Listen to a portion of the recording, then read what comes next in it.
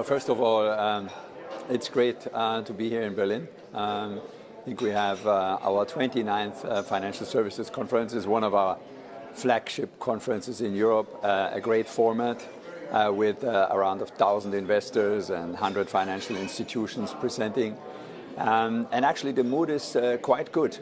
So your point, Europe is back. Europe certainly is back in favor, and expectations are that Europe can deliver relatively also to a somewhat weaker US sentiment that we have seen developing over the last weeks.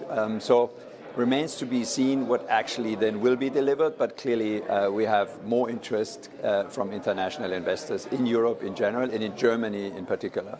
Let's talk about Germany, as Germany is the biggest economy of Europe, and there's also a new government with quite an ambitious plan. Do you think the momentum will also carry over in real action when it comes to the government's plans? Well, that's the key question. That's the key question. Clearly, the government has outlined its plan to improve the competitiveness of Germany. It has obviously voted to strengthen the defense industries. And it also has a decidedly pro-European push to make Germany a stronger voice in Europe again, to help integrate Europe more.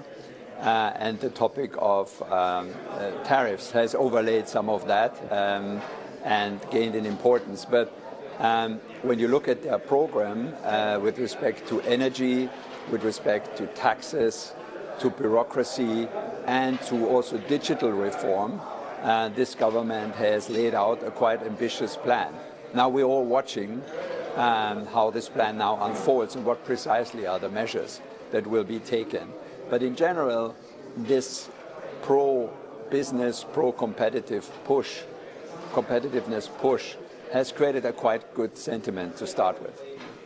Do you also see already investment plans following up with that sentiment? Because clearly we have seen capital really leaving the country in the last 3 years. Is it coming back, and will be investment done here? Well, again, this remains to be seen. But the infrastructure package, for example, the 500 billion, is certainly something that creates a lot of interest from international investors. And it's also clear that the huge investment projects that we need to tackle in this country will need international capital in addition to government spending.